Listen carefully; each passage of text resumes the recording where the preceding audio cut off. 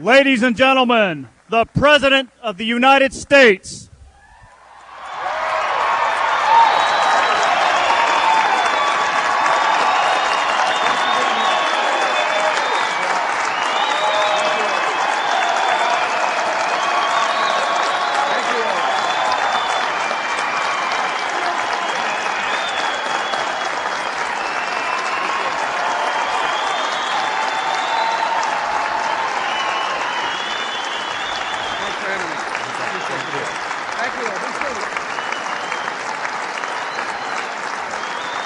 Thank you all.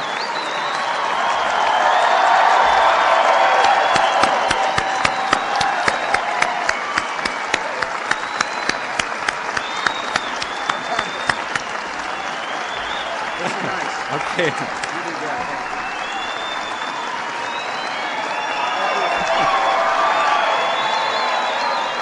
It may be a second. Thank you all.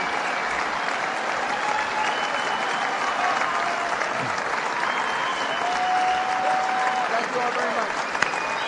Okay. Go ahead and sit down.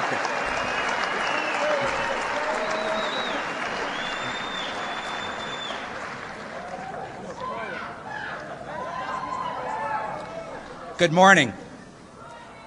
I'm Chamber President Bill Welch, and obviously I'm extremely honored to introduce George W. Bush, 43rd President of the United States.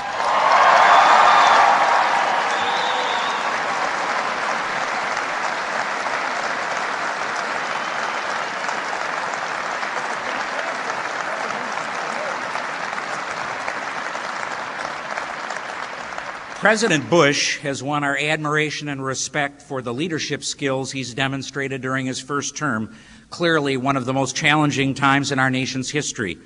Much has changed since President Bush was last in the Fox Cities in the fall of 2001. What hasn't changed, however, is the extraordinary level of enthusiasm our community has for this president.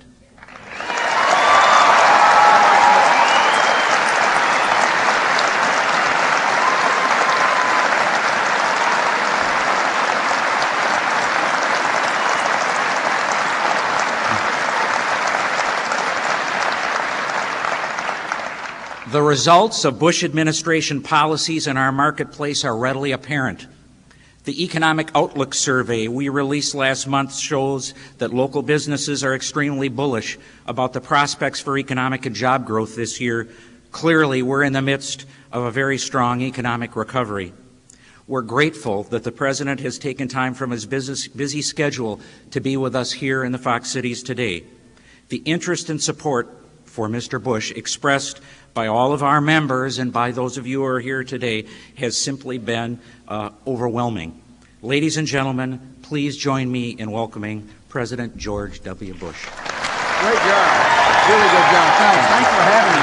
I appreciate it.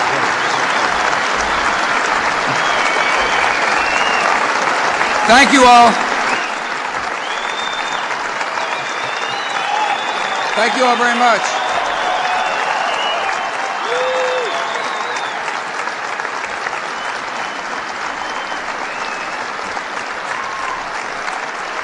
Thank you all very much. I appreciate the warm welcome. Please be seated. It can get pretty cold here in the winter, but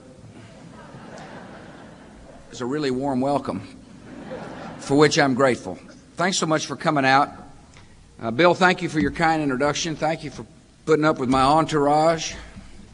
Thank you for setting this deal up.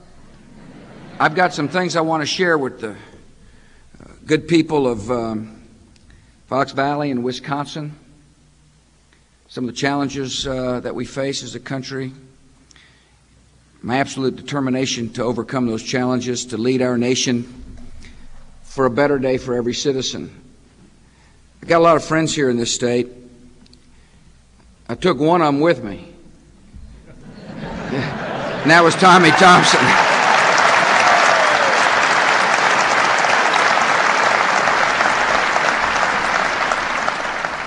Tommy's doing a great job.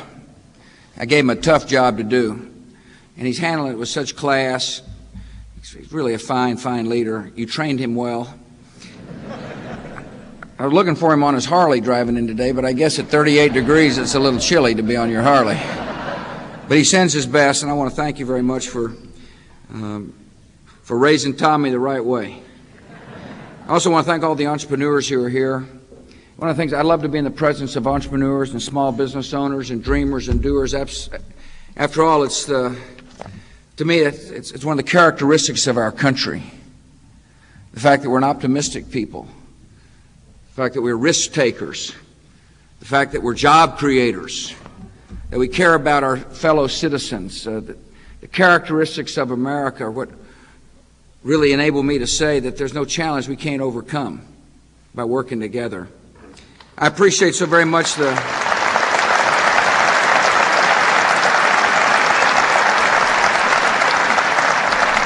want to thank the Chamber of Commerce, Fox City's Chamber of Commerce, for hosting me.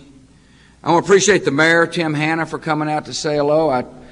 My advice to the mayor is fill the potholes and empty the garbage. All will be well. But Tim, I appreciate it. It's good to see you again. Thank you for your leadership and your service. I want to thank all the state and local officials who've come today. I also appreciate your service to your communities and your state. Today, when I landed, I met Gloria Grandoni. Where are you, Gloria? There she is up there. Gloria is a volunteer, a person who is a mentor, a person who's involved with helping people go to college, a person who helps people become more self-sufficient and financially secure.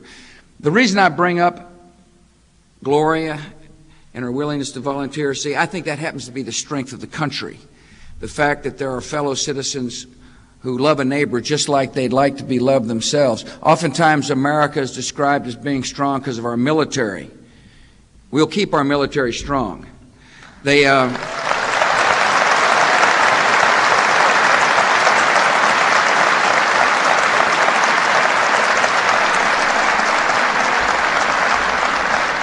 Or we're described as being a strong nation because we're wealthy compared to other nations, and that's good, by the way. It's better to be a wealthy nation than a poor nation. But nevertheless, that's not our strength. Our strength lies in the hearts and souls of our citizens. Our strength in America exists because there are people like Gloria who are willing to take time out of their life to help somebody. My call to our fellow citizens is to love your neighbor like you'd like to be loved yourself. Mentor a child. Put your arm around somebody who hurts. Find shelter for the homeless, food for the hungry. All of us working together can change America one soul at a time. Gloria, thank you for the example you set.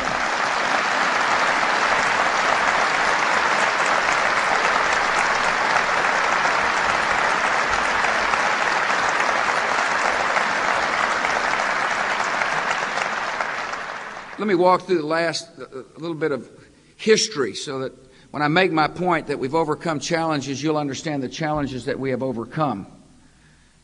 First of all, the stock market began to decline in March of 2000. That matters, by the way, if you're concerned about savings and you own stocks. In other words, the psychology of the country began to get affected when people started opening up their accounts of their portfolios and noticed that their worth was diminishing. A lot of people who've retired noticed their worth was diminishing. Pension funds, if you're running 401ks, you notice that things were changing. And then the country headed into a recession in early 2001. Recession means we're going backwards, not forwards.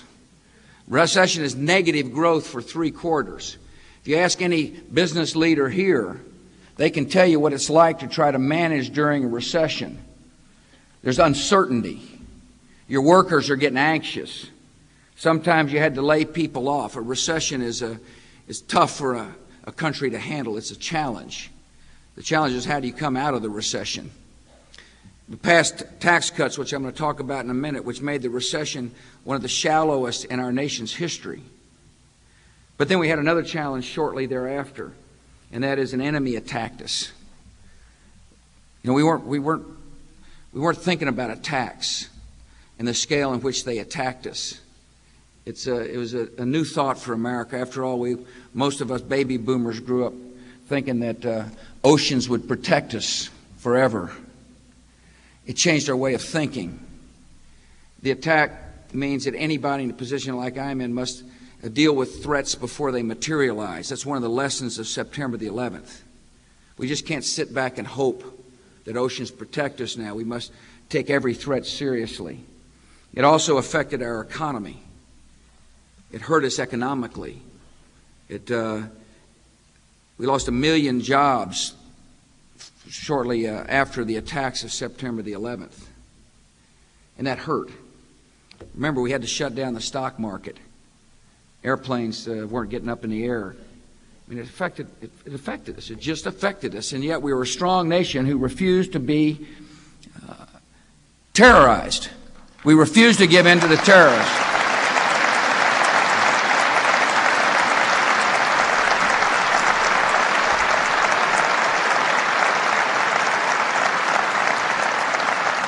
We resolved as a nation that we would do everything we can to protect our homeland, but the best way to protect the homeland is to chase the terrorists down and bring them to justice, which is precisely what we're doing.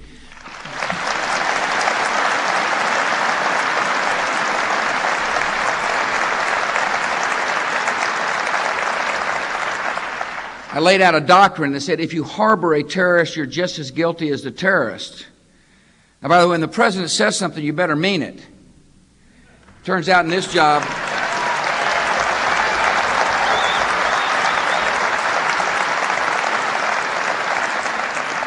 I, of course, meant it. And the Taliban found out what we meant. They didn't yield. And so I unleashed a great United States military.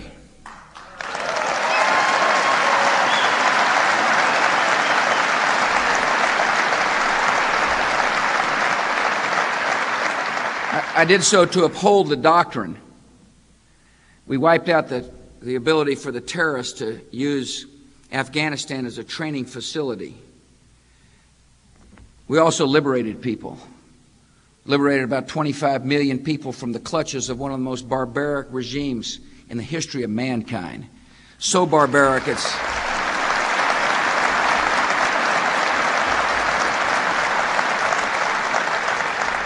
Now the country is changing. There's women's rights. There's equality under the law. Young girls now go to school, many for the first time ever, thanks to the United States and our coalition of liberators.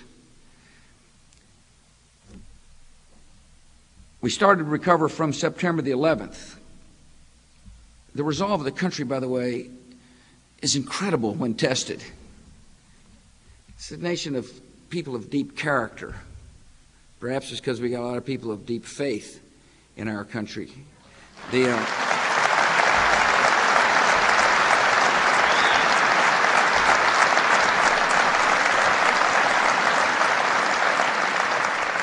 But we discovered shortly thereafter that there were some of our citizens who must have not been raised right, because they didn't tell the truth. There was corporate scandals in America that betrayed the trust. When somebody betrays the trust in our world, it can affect confidence. I mean, if you're not sure whether or not the accountants are telling the truth, it's hard to invest. These corporate wrongdoers cost people their jobs, cost a lot of people their savings. It affected our psychology. We had to overcome the hurdle. We passed tough laws, by the way, in Washington. And now the message is very clear. We will not tolerate wrongdoing in the boardrooms of America. We will hold you to account if you lie or cheat.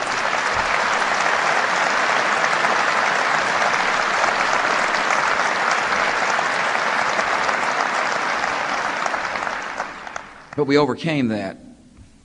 As I mentioned to you, it's important for this country never to forget the lessons of September the 11th, and that is when we see a threat, We must deal with it before it fully materializes. It's one of the clear lessons of that horrible day in our history. I looked at intelligence from Iraq and saw a threat.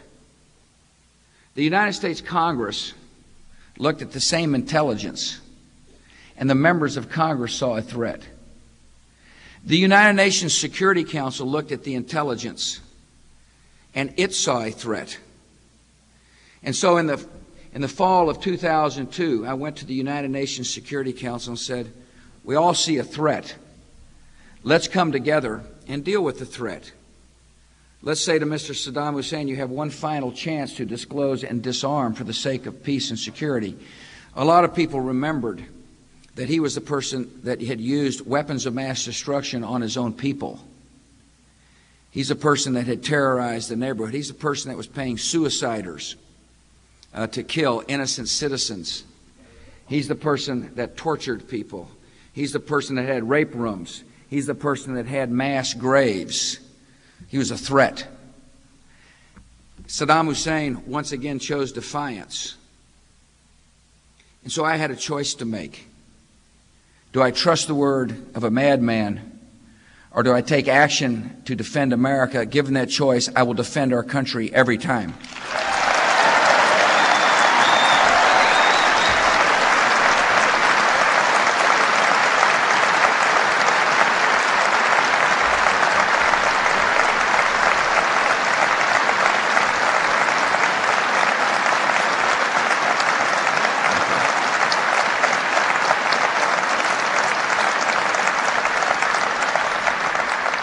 It's an historic time. We're going to get it right in Iraq. Iraq will emerge as a free society. I'll tell you a very interesting story. I was having a Kobe beef with Prime Minister Koizumi from Japan. Laura and I were over there, and by the way, she sends her greetings. She's a great First Lady, I might add.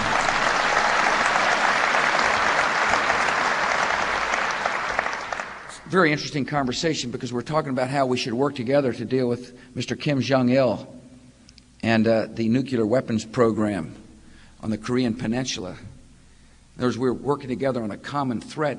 It dawned on me in the midst of the conversation, had we not gotten the post-World War II peace right, an American president and a Japanese prime minister wouldn't be talking about how to deal with a common threat. It also dawned on me during the course of the conversation that when we get it right in Iraq, someday an American president will be talking to an elected president or prime minister of a country in the heart of the Middle East, talking about how to deal with the threats of a future generation. These are historic times. A free and democratic Iraq will change the world.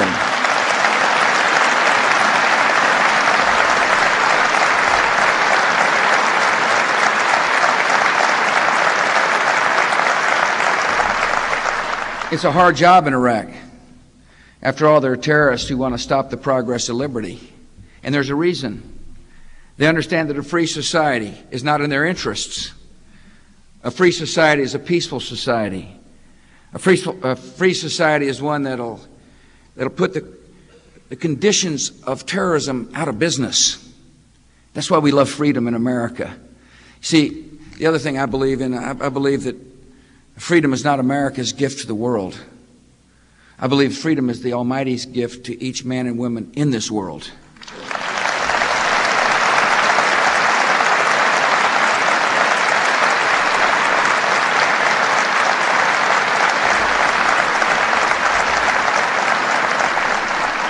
On your TV screen, starting in 2002, were the words "March to War." I don't know if you remember that. That's not conducive for creating jobs. Think about what it means, march to war. It's a negative thought. One of the hurdles we had to overcome was the business about going to war.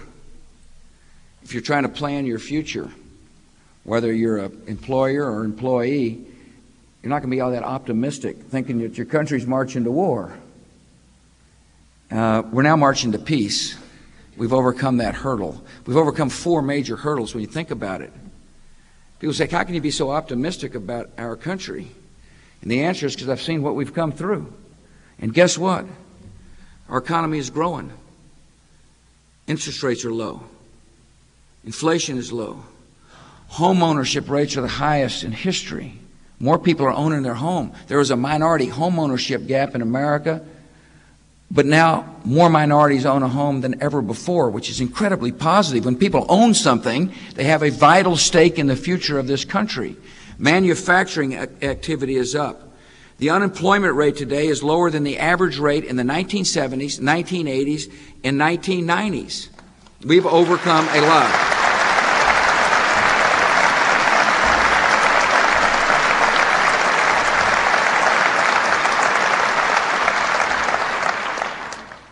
Wisconsin is helping lead the growth of this country.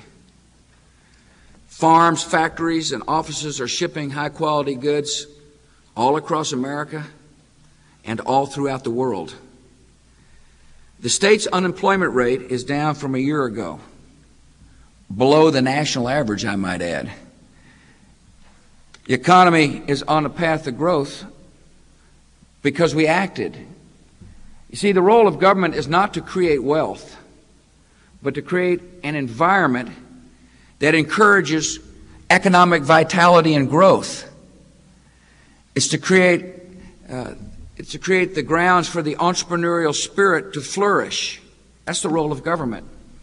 And that's why I went to Congress and said, listen, we got problems, economic problems, and the best way to deal with those problems is let people keep more of their own money.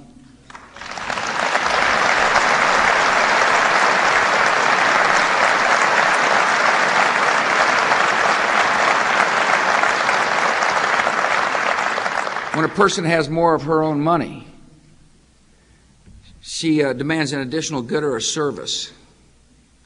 And in our way our economy works, somebody will meet that new demand for a good or a service by producing a good or a service. And when somebody produces a good or a service, somebody's more likely to keep a job or find work. That's the way the economy works.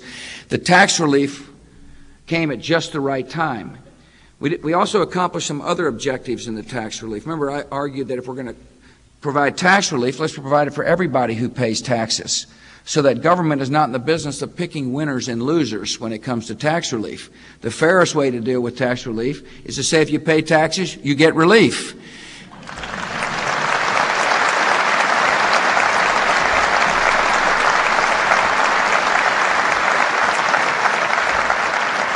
We also increased the child credit to $1,000 per child. By the way, that's very helpful if you happen to be a mom or a dad. We also reduced the marriage penalty. My question to the Congress was, what kind of tax code is it that penalizes marriage? We ought to be encouraging marriage.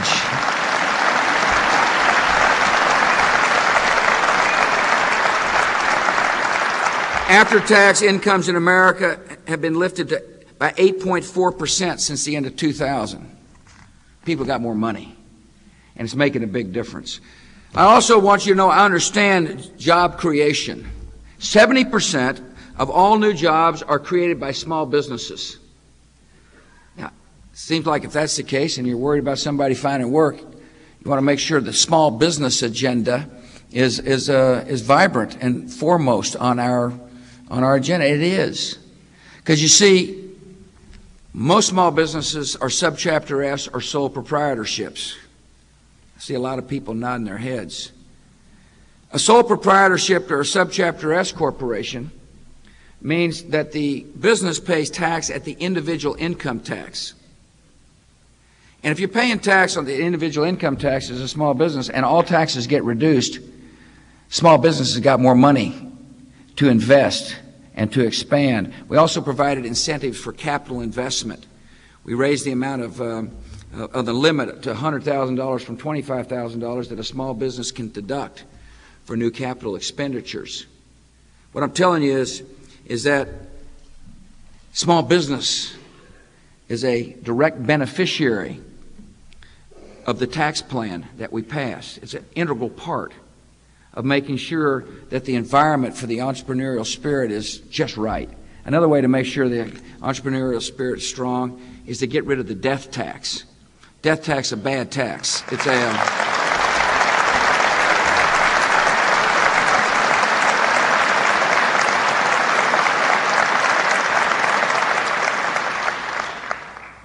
A lot of farmers want to leave their farm to their family and not to the government. A lot of small business owners, are dreaming big dreams, not only because they want to help somebody find a job, but they also want to leave their business to whomever they choose. The problem with the death tax is that they tax you while you're alive, and then they tax you again after you die. And that doesn't seem fair. And a lot of people own a small business or a farm.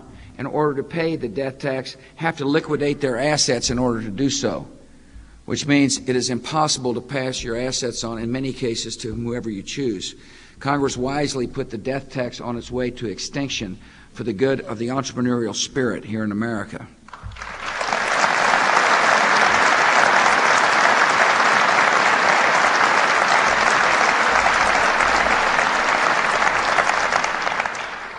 This economy is going through a fundamental change. We're growing, which is great. One of the reasons we're growing is because we're incredibly productive. You've heard about productivity increases.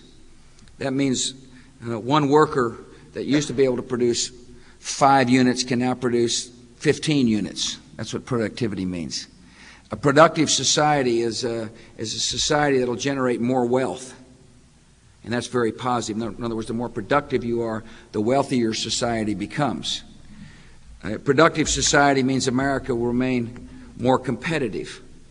We'll be able to expand and grow, not only internally but externally. In other words, if you're a productive company here in America, you have a better chance to compete. And remember, our system is based upon competition. If you're a productive company in America, you have a better chance to compete with companies overseas.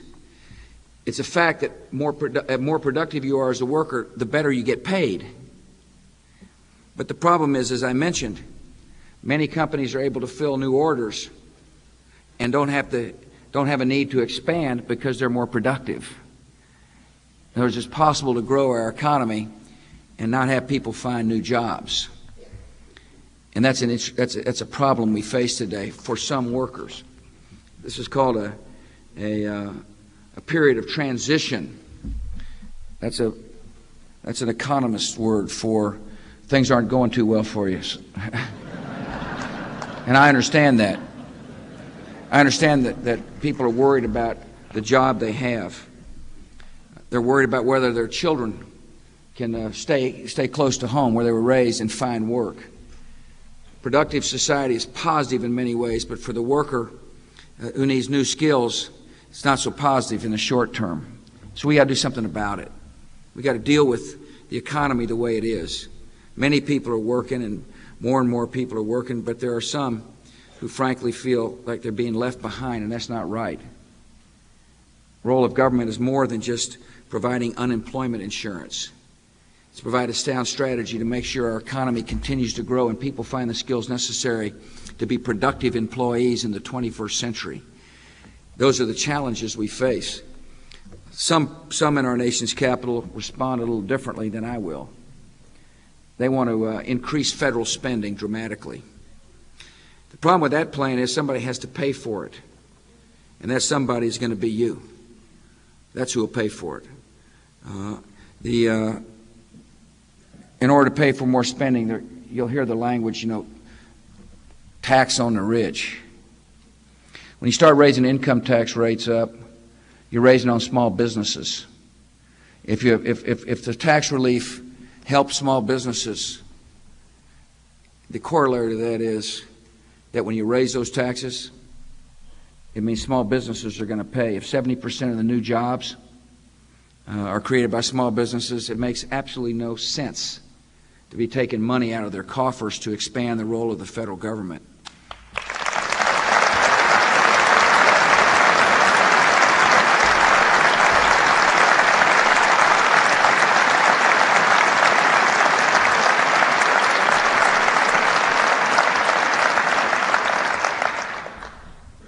Tax and spend is the enemy of job creation. Taxing and spending in excessive amounts in Washington, D.C. is not creating an environment for the entrepreneurial spirit to flourish. Quite the contrary. It'll diminish demand. It'll make it difficult for people to start their own businesses and to expand. There's another issue we're facing as well in the nation's capital, It's whether or not we're going to build walls around America, whether we're going to isolate ourselves from the world. I call it economic isolationism. When you hear people talk about, let us reconsider free trade agreements, what they're really saying is that perhaps we ought to wall ourselves off from the rest of the world. See, I think that would be absolutely wrong for America to be so pessimistic about our ability to compete that we become economic isolationists, that we erect barriers to trade, that we lack confidence, that we say to our farmers and ranchers, our entrepreneurs, that we don't think you can compete. See, I believe just the opposite. I believe this nation can compete anywhere, anytime, any place, so long as the rules are fair.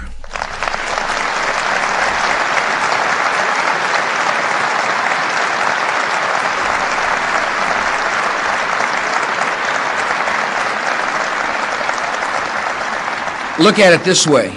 America's got 5% of the world's population. That means there's 95% of the people out there that should be buying products that say made in the USA.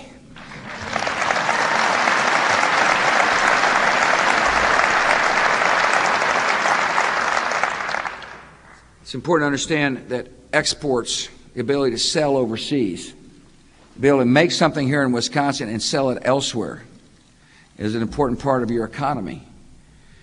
Dairy farmers are selling their goods overseas. I read this and I wasn't quite sure. It says that Wisconsin cheese is being sold in France. That's a good cheese.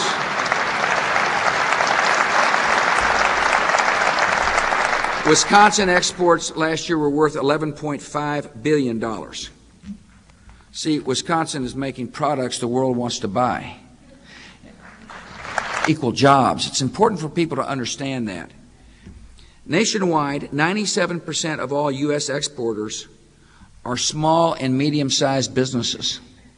You know, a lot of folks say, exports, you got to be a big guy to be able to export. No, there's a lot of small business owners and entrepreneurs and medium-sized businesses that are making products, goods and services that people want. An important part of our economy is the small business sector, as I told you. Companies with fewer than 20 employees make up nearly 70% of all U.S. exporting firms.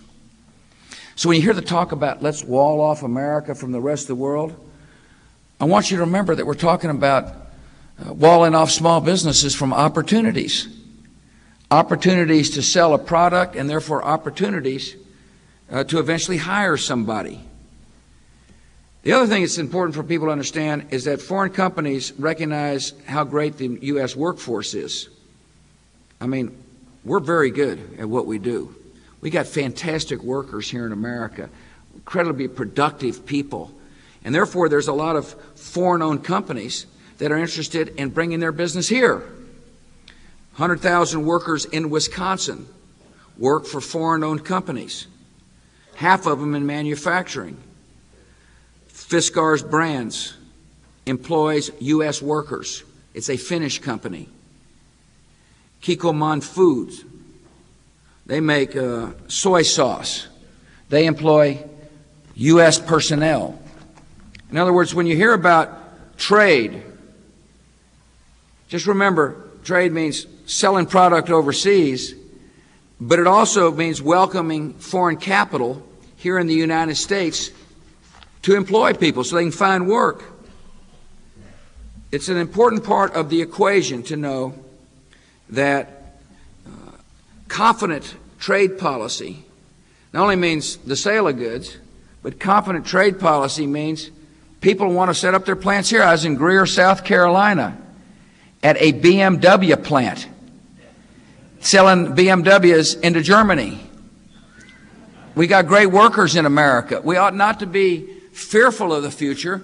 We ought to be confident of our capacity to compete. And so the question is, what do we do about trade policy? And that's what I want to spend a little time talking about.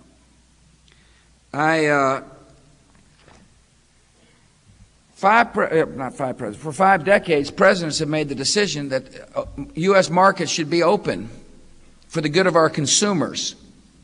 In other words, when there's competition, it generally means better price. Other markets haven't been open to U.S. goods.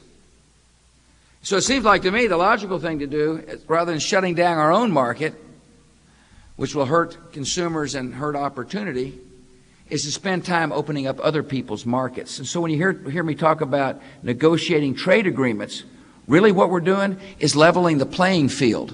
What we're really doing is make sure America has a chance to compete on the same terms that people can sell into our market.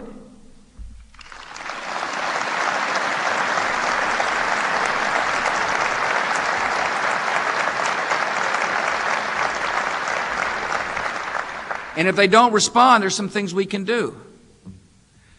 See, if we say our market's open and yours isn't, so open yours up, rather than shutting ours down, creating trade wars, which will jeopardize jobs, make it harder for small business to exist, there's things we can do. For example, we filed the first World Trade Organization case against China because of their unfair tax policy.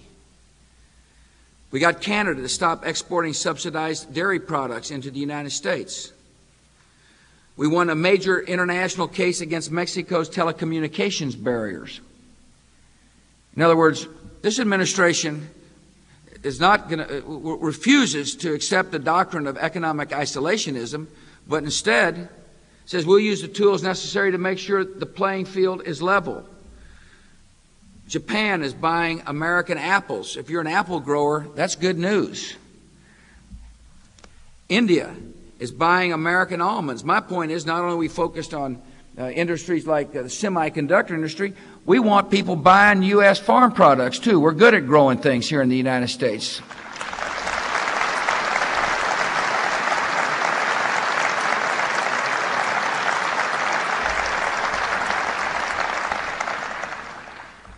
Open trade means fair trade. It means that the buyer and the seller, that if we're a buying nation, it means a selling nation must open its markets too. That's what I'm talking about. It's important to be confident here in America because we're good at what we do, and our policies ought to reflect that. A lot of talk about jobs going overseas. There's a lot of uncertainty in the marketplace. For some people who are looking for work, I understand that. But the best way to deal with that, in my judgment, is to make sure America remains the best place in the world to do business so that our job base will expand.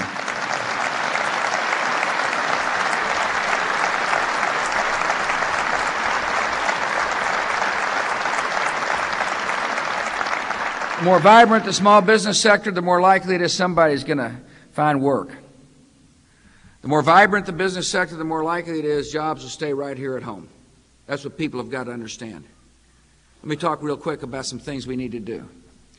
We need to stop harassing small business owners and entrepreneurs with endless amounts of regulation and paperwork.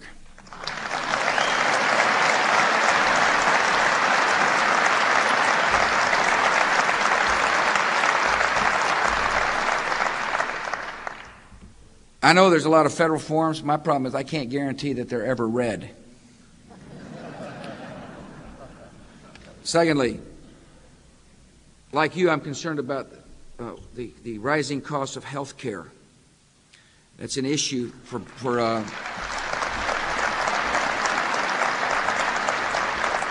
it's an issue for consumers. It's an issue for employers. If you talk to small business owners, they're concerned about being able to provide their employees with a good package for health care. There are some things we can do. One thing we must not do is turn over the health care industry to the federal government. There's a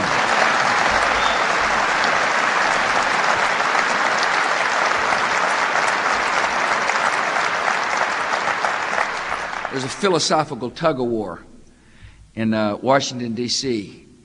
I believe the federal government would make matters worse. I believe the marketplace and empowering consumers will make matters better. One way we can control health care costs is to allow small businesses to share risk through association healthcare plans. In other words, big companies are able to pool risk because they've got a lot of employees over which they can spread risk. Small businesses don't have that advantage. I believe small businesses ought to be able to pool risk across jurisdictional boundary to get the same benefits, the same economies of purchase that big businesses get. We passed a new aspect of healthcare, which I think a lot of small business owners and employees will find very interesting. They're called health savings accounts.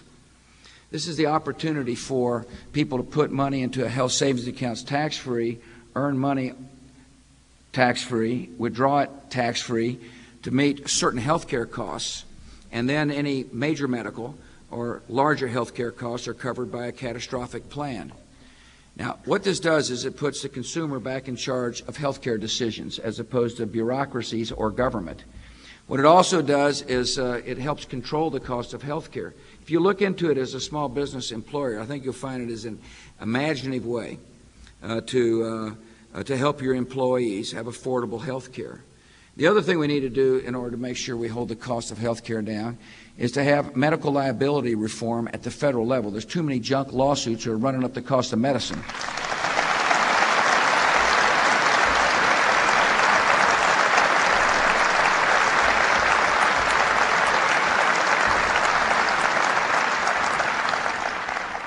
A lot of docs practice defensive medicine because they're afraid of getting sued. But guess who pays? Small business owners and employees. That's who pays. A lot of docs are tired of getting sued, so they're moving out. Maybe it's happened in your community. That means not only is the cost of medicine going up, cost of health care going up, but there's fewer docs available to practice their trade. Listen, if you get hurt, you ought to have your day in court. But the system in many places looks like a lottery, and there's only one winner, and those are the trial lawyers who sue and sue and sue.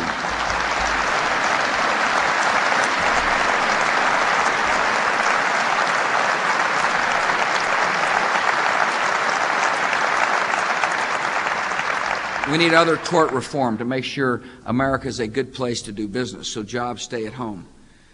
We're close to getting a reform on class action lawsuits. Perhaps some of you have been caught up in these class action lawsuits.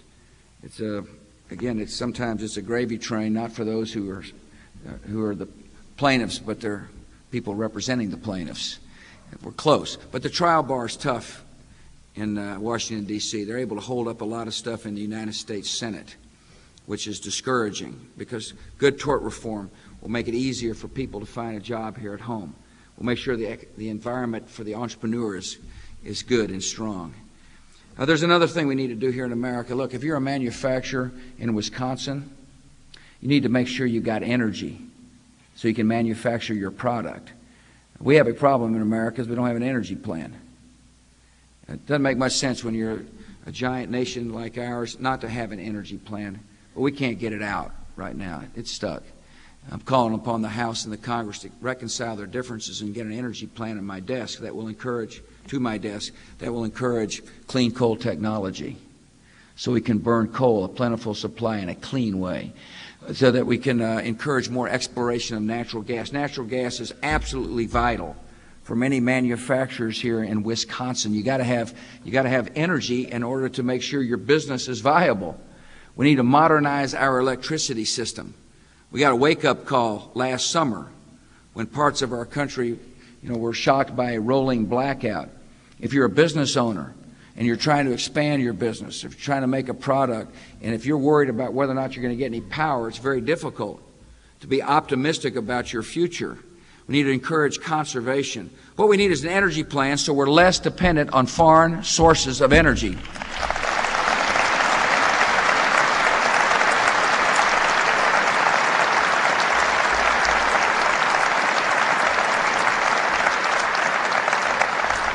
We're debating a highway bill right now in Congress. I look forward to signing a 6-year bill without raising your gas taxes. We don't need to be raising the federal gas tax.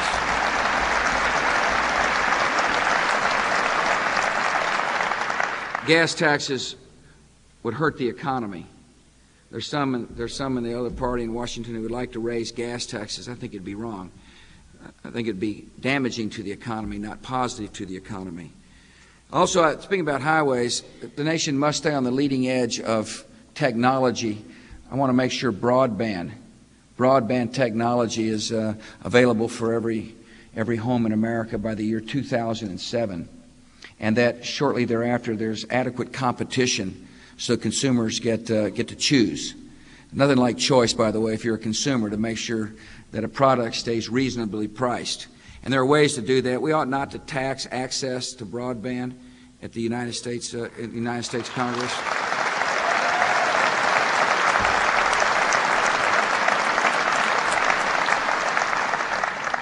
And we got to make sure that the regulatory environment is conducive to making sure broadband extends throughout America. There's some practical things we can do, but for America to be competitive, to make sure jobs stay at home, we've got to stay on the leading edge of technological change. And the broadband technology is going to be just amazing. It's going to be amazing for small business owners. It's going to be amazing for people who work out of their home and are productive citizens. It's going to be amazing for education opportunities. It's going to be amazing for health care. We need it, and we need to get it out as quickly as possible in a price-sensitive way for the consumers. Finally, these tax cuts that I'm talking about are set to expire. Congress giveth, and the Congress taketh away. And, if you're a small business owner, it's hard to plan for your future if you're uncertain about, your tax liabilities. If you're wondering whether or not the taxes that tax relief today is going to be taken away, it is not good for planning. People who plan need to have a steady environment, not an unpredictable environment. It's also not good if you're a mom or a dad raising your child to be paying more taxes right now. And if Congress doesn't make the child credit permanent, it means it's a tax increase on somebody with a child. If you're married, that marriage penalty is going back up unless Congress makes the tax relief permanent. If you are in the 10% bracket, it means that bracket's going to become squeezed if Congress doesn't make the tax cuts permanent. For the sake of job creation, for the sake of keeping jobs here at home, we need to make the tax cuts a permanent part of our tax code.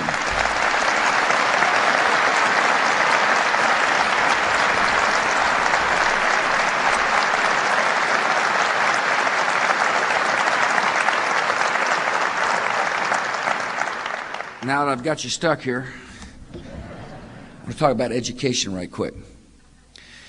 An economy which is changing, an economy in transition, is an economy that better make sure people are educated to take advantage of the new jobs being created.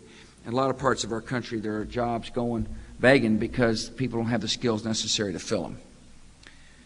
In some older industries, jobs are not as prevalent as some of the new industries. Nurses, for example, there's a nursing shortage. We've got to make sure people get the skills necessary to be able to fill the new jobs. We can't make somebody decide to go to work. That's in their mind. But we darn sure can help somebody get the skills necessary to take advantage of the jobs which are being created. We can help somebody become a more productive citizen. Remember, higher productivity for a worker means better wages. And I've got some plans to do so. It starts, by the way, with making sure every child can read and write and add and subtract. We passed a good law in Washington called the No Child Left Behind Act. The principles behind that law are, one, we trust local people to make the right decisions for the communities in which they live when it comes to their public schools. But for the first time, the federal government is asking the question, are we getting any return for our money we're spending? It's called accountability. It means that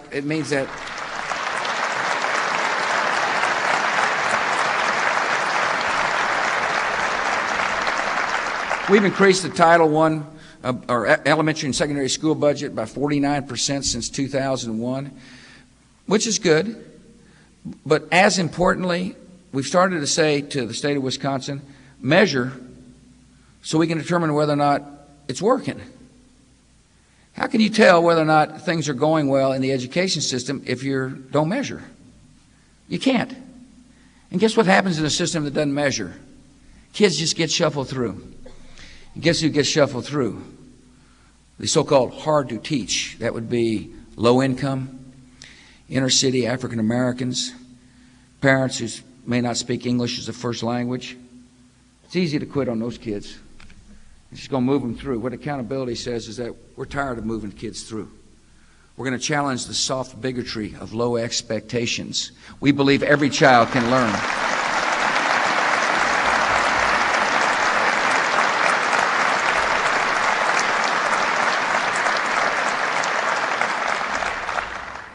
Things are improving around the country because we are holding people to account. By the way, the accountability system is not to punish anybody. It's to determine whether or not the curriculum is working. It's to make sure that the methodology makes sense. It's also to catch problems early and correct them before it's too late. There are some problems that are almost too late. We've got plans to help junior high and high school kids learn the basics of reading and math before it is too late. Very good intervention programs. But one of the things I'm most excited about is using our community college system. We've got a great strategy to make sure the community college system is a vibrant part of the job training programs all across America. I hope you've got a good community college system here. The definition of a good system, by the way, is one that is flexible and open-minded, so that when employers come and say, these are the kinds of people we need to hire, that the curriculum changes and actually trains people for the jobs which exist. There's nothing like the Chamber of Commerce being able to say, we got a fantastic community college system here. If you move your business here, the community college will make sure, will help train people for the jobs you need. A more productive worker is a worker that's going to make more money. I remember going to Mesa Community College and met a woman there that was a graphic design artist. I think she'd been one for 15 years. She got a scholarship, and by the way, there's money available to help people go back to school. She got a scholarship to go back to the community college, and she took a technical course upon graduation, which I can't remember the exact number of months it was, but it was a reasonable period of time. Her starting job at Cable One paid her more than in her 15th year as a graphic design artist. That's the definition of becoming a more productive worker. If you increase your productivity by going back to school, it makes you obviously more employable for the jobs which exist, but it also raises your own standard of living. Education is a crucial part to make sure that jobs here in America stay home and that the job base can expand in a confident way. So those are some reasonable things that the country needs to do: to stand with the people, not stand against them; to make sure that we unleash the great talent of America; to make sure that we capture the entrepreneurial spirit which makes this country so unique and such an exciting place for people to live; practical things to do to make sure jobs stay here at home and people can work and do their duty as a responsible citizen. Let me conclude by speaking about responsibility. I do think one of the interesting things that's happening in America is we are ushering in a period of personal responsibility, which stands in stark contrast to kind of an old culture which said if it feels good, do it. And if you got a problem, blame somebody else. People in the country are beginning to understand that you're responsible for loving your children. If you're fortunate enough to be a mom or a dad, you're responsible for loving your child with all your heart.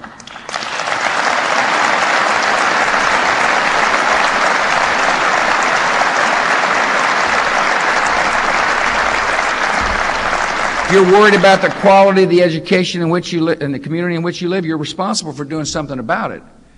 Don't hope for some magic response from a faraway government. If you're a CEO in corporate America, you're responsible for telling the truth to your shareholders and your employees.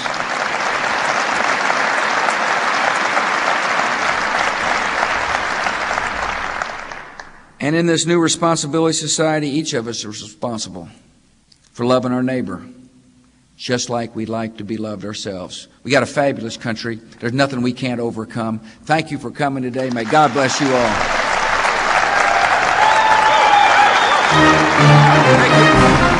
Thank you.